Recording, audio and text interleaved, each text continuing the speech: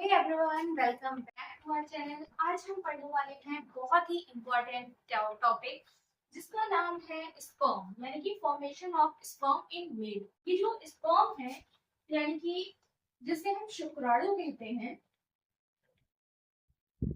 ये एक बहुत ही इम्पोर्टेंट क्वेश्चन है जो कि 5 नंबर का आता है बोर्ड एग्जाम में। अगर आपने इसको समझ लिया ध्यान से तो आपको दोबारा कभी समझने की जरूरत नहीं पड़ेगी और आपके माइंड में एक ही बार में पॉइंट जो है, टॉपिक जो है वो बिल्कुल फिक्स हो जाएगा। तो इस टॉपिक को हम शुरू करते हैं। Formation of sperm in male, यानी कि जो मेल होते हैं उनके अंदर जो शुक्राणु बनते हैं वो कैसे बनते हैं, कहाँ बनते हैं और कैसे कितने दिन में बनते हैं। तो इसके बारे में डीपली हम डिटेल पढ़ेंगे। तो शुक्राणु यानी कि जो स्पर्म होते हैं उनका निर्माण पुष्प वृषण यानी कि टेस्टिस में होता है। यानी कि जो टेस्टिस होती है उनके अंदर स्पर्म का निर्माण होता है, यानी कि जो स्पर्म है वो टेस्टिस में बनता है। इस प्रक्रिया को स्पर्मेटोजेनेसिस कहते हैं। इस प्रक्रिया को यानी कि जो स्पर्म बनने की प्रोसेस होती है, जो प्रक्रिया होती है, उस प्रक्रिया को हम क्या कहते हैं? स्पर्मेटोजेनेसिस। स्पर्मेटोजेनेसिस कहते हैं इस प्रोसेस को, यानी कि शुक्राणु का निर्माण पुरुषों के यानी कि मेल के वृषण में यानी कि जो टेस्टिस होती है उसके अंदर होता है। तो इस प्रोसेस को यानी कि जो फॉर्मेशन होती है, जो प्रोसेस होती है, उसको हम स्पर्मेटोजेनेसिस कहते हैं। अब ये तो आपने पढ़ लिया शॉर्ट। अब हम इसको सिर्फ और सिर्फ एक लाइन में पढ़ाएंगे। इसका एक लाइन में हम पढ़ने का तरीका देखेंगे, यानी कि एक लाइन में इसको हम पढ़ेंगे तो भी एक लाइन में आएगा शुक्राणुओं का निर्माण, यानी कि जो स्पर्म्स है उसका निर्माण क्या होता है? वृषण में होता है, यानी कि टेस्टिस में होता है। टेस्टिस सेमिफोरस, यानी कि जो सेमिफोरस ट्यूबल्स है, ट्यूबल्स है उसमें कहाँ होते हैं? यहाँ पर सेमिनिफेरस ट्यूबल्स में होता है, जहां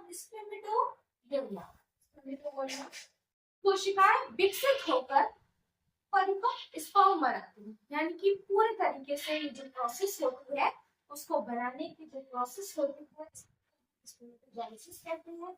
और ये जो बनती है वो बनती है ये सेमिनिफोरस ट्यूबल्स में बनती है। जो यहाँ कोशिकाएं जो होती है इसको विकसित कराती है। ठीक है, तो यहाँ पर एक स्ट्रक्चर दे रखा है स्पर्म का। स्पर्म कैसा दिखता है, ये इसका स्ट्रक्चर है। तो इसके स्ट्रक्चर के बारे में हम जानेंगे। तो इसके लिए जो बनावट होती है ये कुछ इस प्रकार होती है। इसमें एक पूंछ होती है, इसका मुख होता है यानी कि मुंह होता है, इसकी पूंछ होती है और इसका बीच का भाग होता है, इसका सर होता है। तो ये इस तरीके से बनावट है। ये सबसे पहले इसका ये जो है, ये जो पार्ट होता है ये इसका हेड कहलाता है। ये इसका क्या कहलाता है?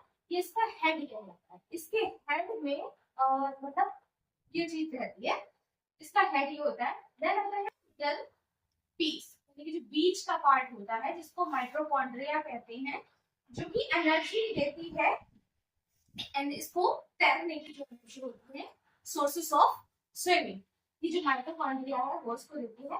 देन ये होता है प्लाज्मा मेम्ब्रेन। प्लाज्मा मेम्ब्रेन इसमें यहाँ, इसके बाद में होता है एक्सोसोम्स। ये जो छोटे-छोटे पार्ट्स दे रखे हैं ये एक्सोसोम्स कहलाते हैं। आती है एक टेल, जो पूंछ होती है जिसको गति प्रदान करने में काफी हद तक सहायता देती है। अगर ये पूंछ ना हो तो ये गति प्रदान नहीं कर पाता है। तो ये जो पूंछ होती है, इसकी जो पूंछ होती है इसको गति प्रदान करने में सहायक होती है। तो इसकी जो गति होती है, गति को बढ़ाने के लिए इसकी पूंछ का होना बहुत जरूरी होता है। तो आपको शायद ये क्लियर हो गया होगा टॉपिक। फॉर्मेशन ऑफ स्पर्म है, यानी कि शुक्राणु जो है वो मेल में कैसे बनते हैं। और आप यहाँ पर जानोगे सीमेन और स्पर्म अलग अलग होते हैं, दोनों सेम नहीं होते हैं। सीमेन का चैप्टर जो है वो हम नेक्स्ट वीडियो में बताएंगे। अभी हमने यहाँ पर पढ़ा है क्लियर क्या है स्पर्म। सीमेन को हम नेक्स्ट वीडियो में यहाँ पर क्लियर करेंगे। तो शुक्राणु का निर्माण किसमें होता है? वृषण में होता है। स्पर्मेटोजेनेसिस नेक्स्ट वीडियो में। बाय।